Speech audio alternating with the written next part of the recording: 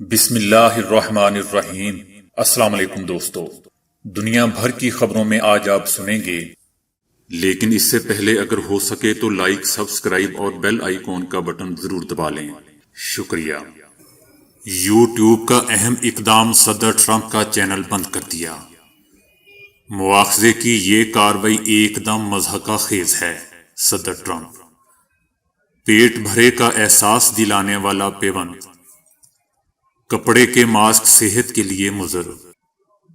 Corona کو انسانی جسم سے مکمل ختم کیا جا سکتا ہے۔ یوگنڈا نے سوشل میڈیا پر مکمل پابندی عائد کر دی۔ صدر ٹرمپ کی بیٹی کا جو بائیڈن کی حلف برداری میں شرکت کا فیصلہ۔ صدر ٹرمپ نے فیصلہ بدترین قرار دے دیا۔ اقتدار کے آخری دن تک کام جاری رکھوں گا، صدر ٹرمپ۔ امریکی وزارت خارجہ کی ویب سائٹ پر صدر ٹرمپ کی مدت صدارت 11 جنوری لگا دی گئی۔ 50 امریکی ماہرین سفارتکاروں کا جو بائیڈن کو ایران کے بارے میں خط۔ ووگ میگزین کی فوٹو شوٹ میں کمالا ہیرس کی رنگت گوری کرنے کا الزام۔ ترکی میں درجنوں خواتین میں غیر اخلاقی تقاریر کرنے والے لیڈر کو 1045 سال قید۔ عوام کہہ رہے ہیں کہ پرانے چوروں کو واپس لاؤ، مولانا فضل الرحمان۔ آئی سی سی کی ووٹنگ میں ویرات کوہلی کے مقابلے میں وزیر اعظم عمران خان۔ صدر ٹرمپ کے ٹویٹر، انسٹاگرام اور فیس بک اکاؤنٹس بلاک ہونے کے بعد ان کا ویڈیو شیئرنگ پلیٹ فارم بھی بند کر دیا گیا ہے۔ یوٹیوب نے بھی صدر ٹرمپ کا چینل عارضی طور پر بند کر دیا ہے۔ ترجمان کی جانب سے جاری بیان کے مطابق صدر ٹرمپ کے چینل پر ایک حالیہ ویڈیو تشدد کا باعث بنی تھی۔ صدر ٹرمپ کی یہ ویڈیو کمپنی کی پالیسیوں کی خلاف ورزی کی مرتکب ہوئی تھی۔ ہم نے ٹرمپ کا اکاؤنٹ ایک ہفتے کے لیے معطل کر دیا ہے۔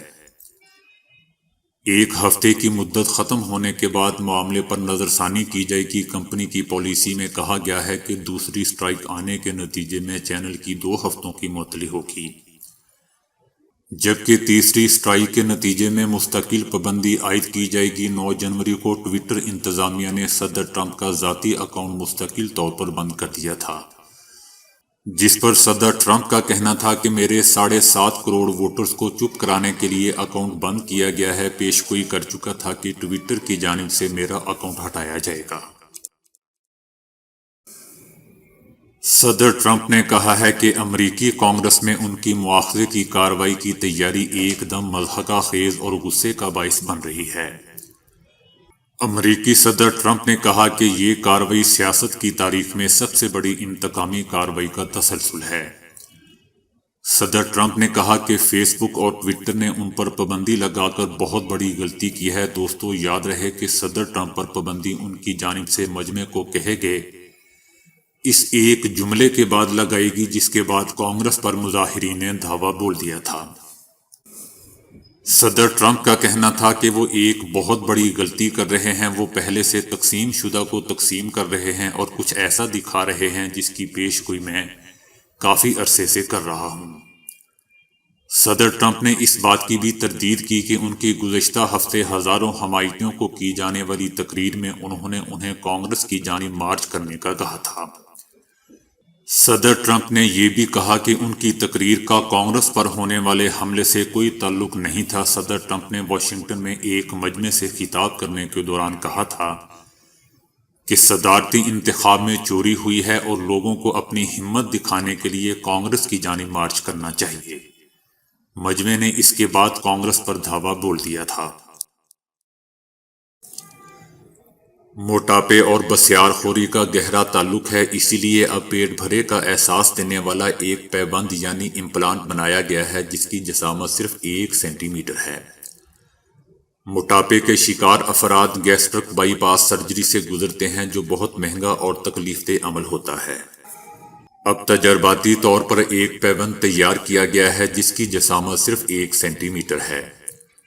ٹیکساس A&M یونیورسٹی کے پروفیسر سونگ پارک نے چپو نما چھلا بنایا ہے، لیکن یہ اعصابی اور دماغی سگنل کو پیغام بھیج کر اپنا کام کرتا ہے۔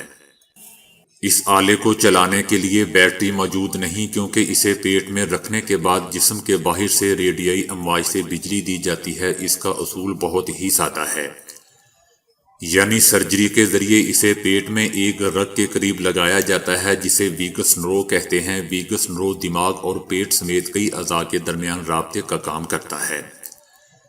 اس کی وجہ سے پیٹ کے اندر موجود خوردبینی LED روشن ہو جاتی ہے۔ ان کی روشنی اعصابی ریشے سے سفر کر کے دماغ تک جا کر یہ پیغام دیتی ہے کہ اس شخص کا پیٹ بھر چکا ہے، اور یوں انسان کی بھوک ایک دم گر جاتی ہے۔ اس طرح پیوند لگوانے والا شخص کم خوراکی کا عادی ہو جاتا ہے۔ دوستو، اس خبر سے مجھے ایک کمنٹ یاد آ گیا جو ابھی خبر میں نے آپ کو سنائی ہے۔ اس میں ایک لفظ یوز ہوا ہے پیوند۔ اس لفظ کو میں کچھ عرصہ قبل پیون پڑھا کرتا تھا۔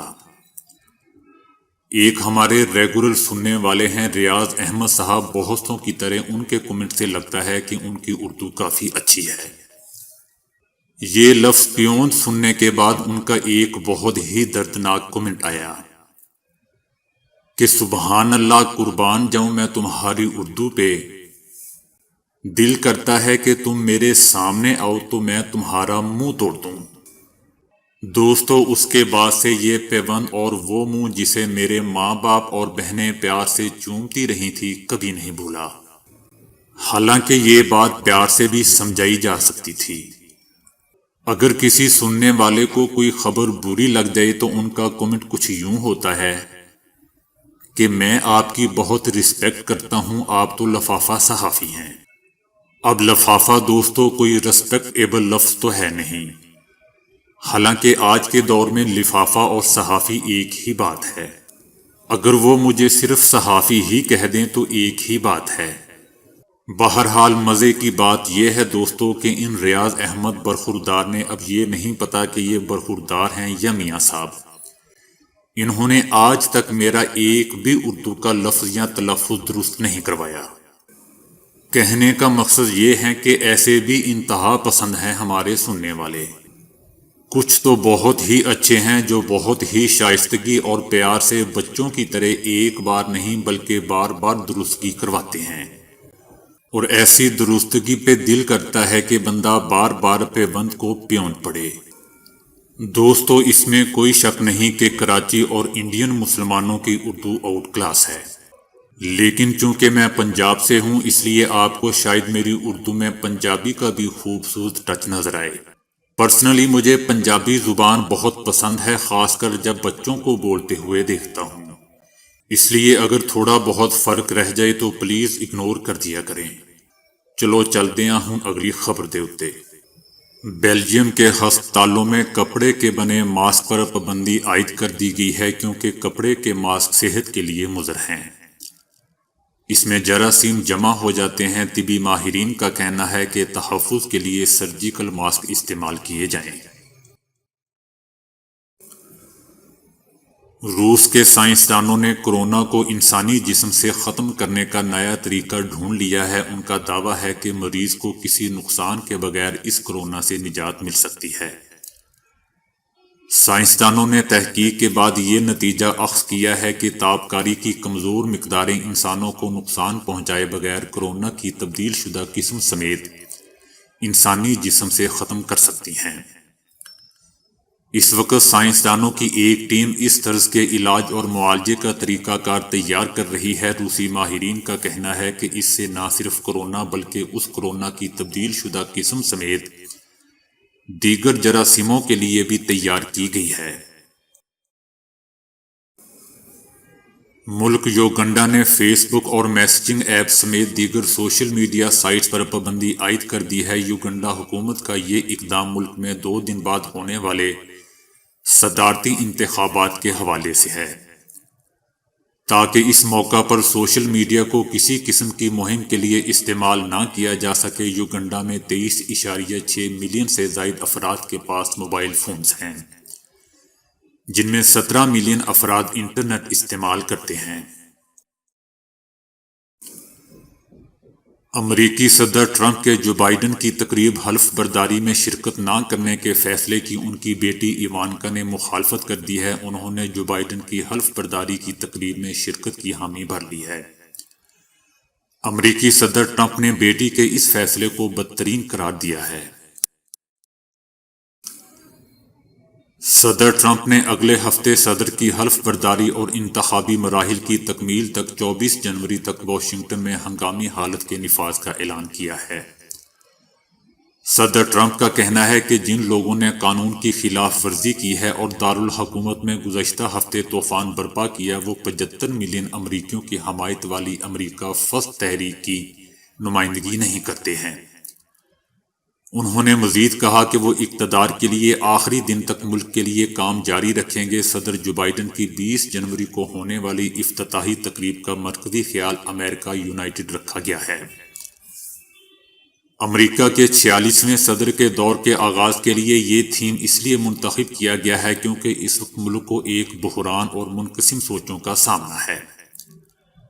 امریکہ یونائیٹڈ اس بات کی عکاسی کرے گا کہ اس افتتاح سے امریکہ ایک ایسے نئے قومی سفر کا آغاز کر رہا ہے جو امریکہ کی روح کو بحال کرے گا، لوگوں کو یکجا کرے گا اور ایک روشن مستقبل کی جانب راستہ استوار کرے گا۔